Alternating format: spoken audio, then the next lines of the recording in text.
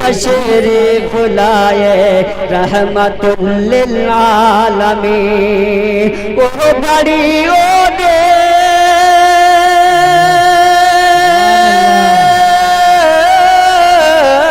ओ घड़ी वो दिन महीना वो सदी अच्छी लगी, चांद भी अच्छा लगा और चांदनी अच्छी लगी। अच्छे भले आदमी बेकार लगने लगते हैं। बेशक शेर सुनिएगा, अच्छे भले आदमी बेकार लगने लगते हैं और जो सुबहान अल्लाह नहीं बोलते हैं वो बीमार लगने लगते हैं। अगर आप बीमार ना हो तो सुबहान अल्लाह माशाअल्लाह कहते रहना, ठीक है। मैं अपनी तकरीर को आगे बढ़ाता हूँ। अल्हम्दुलिल्लाह अल्हम्दुलिल्लाह आलमीन वल आक़िबतु लिल मुत्तक़ीन अस्सलातु वस्सलाम अलिमन कान नबियन वला अदमा बैनल हा व अलिल वसहाबल जाईन।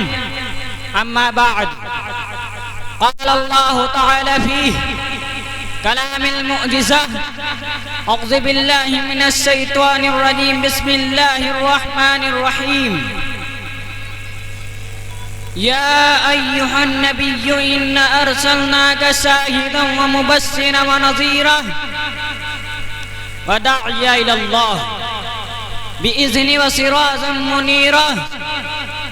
व क़ाल रसूलुल्लाह सल्लल्लाहु अलैहि वसल्लम कुन्तु नबिय्यन बैनर रूहि वल जसाद।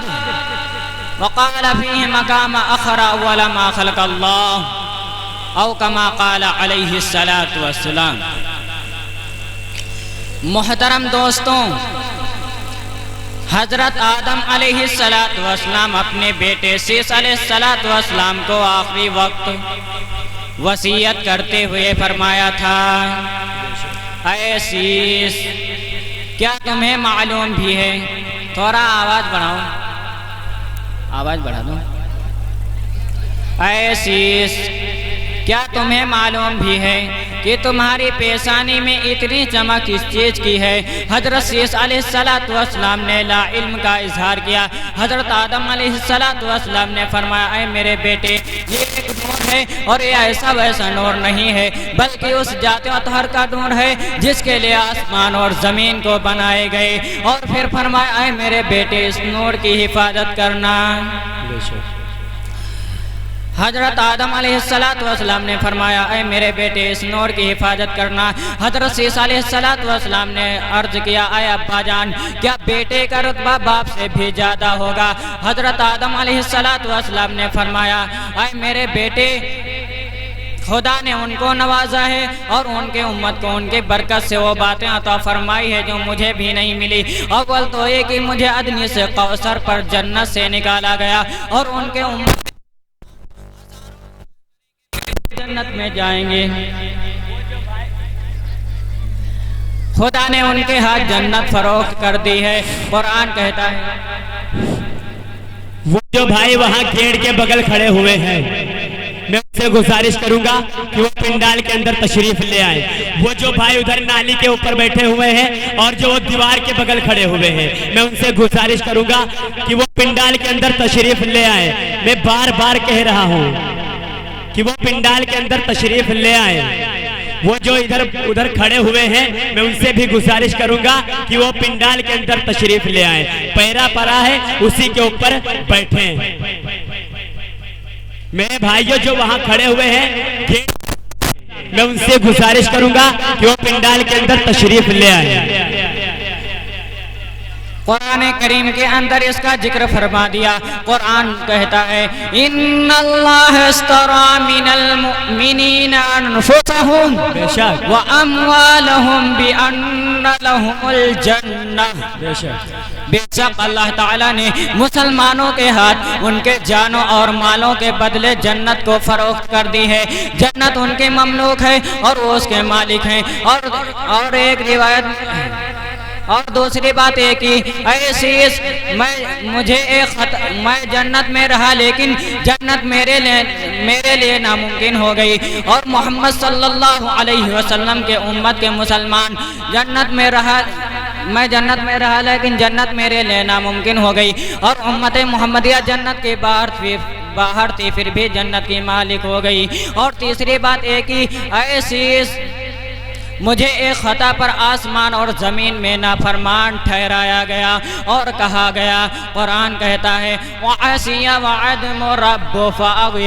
हज़रत आदम अलैहिस्सलाम ने अपने रब की नाफरमानी की है, अपने रब की नाफरमानी की है और राह रिसालत को छोड़ दिया।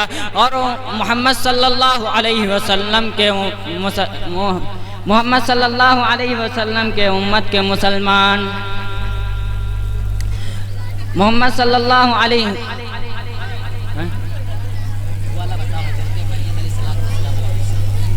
हज़रत सुलेमान अलैहिस्सलाम के पास मौत का फरिश्ता उस वक्त आया कि जब आप बैतुल मुक़द्दस की तामीर कर रहे थे। फरिश्ता ने अल्लाह का पैगाम सुनाया। हज़रत सुलेमान अलैहिस्सलाम को बड़ी फिक्र हुई कि रब्बुल आलमीन का पैगाम आ गया और बैतुल मुक़द्दस की तामीर अभी बाकी है।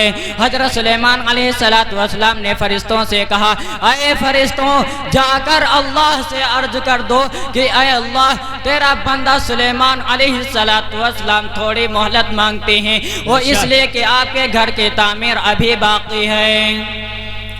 वो बादशाह जो हवाओं पर हुकूमत करता था, वो बादशाह जो परिंदों पर हुकूमत करता था, वो बादशाह जो जिन्नातों पर हुक्म चलाता था, वो बादशाह जो पूरी दुनिया की बादशाहत करता था, आज वो अपनी जिंदगी के बेहक मांग रहा है। अल्लाह तबारक ताला ने फरमाया, ऐ सुलेमान अलैहिस्सलाम, बैतुल मुक़द्दस का क्यों बहाना बनाते हो?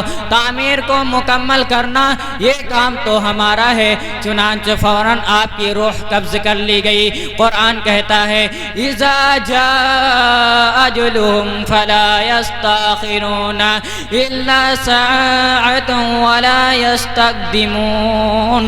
जब तुम्हारा वक्त करीब आ जाएगा, ये जो लड़कियां नाले के उस पर बैठी हैं, मैं उनसे गुजारिश करूंगा कि उनका पिंडाल लगा है, पिंडाल के अंदर तशरीफ रखें। मैं उनसे गुजारिश करूंगा कि वो पिंडाल के अंदर तशरीफ ले आए। उनका पिंडाल उधर लगा हुआ है। वो जो नाले पर बैठी हुई है, उनसे मैं कह रहा हूँ, उनसे मैं गुजारिश करता हूं कि वो पिंडाल के अंदर तशरीफ ले आए। नाले पर ना बैठे, बराए मेहरबानी, नाले पर से हट जाए। और जो उधर खड़े हुए हैं, मैं उनसे गुजारिश बार बार करता हूं कि वो पिंडाल के अंदर तशरीफ ले आए, बराए मेहरबानी। अच्छा, आए अम्मी जान, मौत के मजे को कैसे पाया? हज़रत मरियम अलैहिस्सलाम ने फरमाया, बेटी की वजह से इंसान को ऐसी प्यास लगती है कि अगर पानी के समंदर पिला दिए जाएं तो भी उसकी प्यास नहीं बुझ सकती है। और एक रिवायत में ये भी आता है कि इंतकाल के वक्त आदमी को इतनी तकलीफ होती है कि अगर तलवार से 300 टुकड़े कर दिए जाएं तो भी इतनी तकलीफ ना होगी जितने कि इंतकाल के वक्त मौत की सख्ती की वजह से होती है। गौर करो खड़ेरा के मुसलमानों, हमने इसके लिए क्या तैयारियां कर रखी है। आज का मुसलमान तो ये सोचता है कि जब आखिरी वक्त आएगा तो व्यवस्था कर करके अल्लाह को राजी कर लेंगे, व्यवस्था कर करके अल्लाह को राजी कर लेंगे। उमर अब्दुल अजीज एक मर्तबा एक जनाजे के साथ कब्रिस्तान गए। जाकर अलहदा एक जगह पर बैठ गए। किसी ने कहा अमीरुल मोमिनीन, आप तो जनाजे के वली हैं, आप ही अलहदा बैठ गए। हजरत उमर ने फरमाया, आए लोगों, मुझे एक कब्र ने आवाज़ दी और मुझसे यूँ कहा, आए उमर, तू मुझसे ये क्यों नहीं पूछता है कि मैं आने वाले के साथ क्या क्या करती हूँ। कब्र ने क्या कहा कि मैं आने वाले के साथ क्या क्या करती हूँ।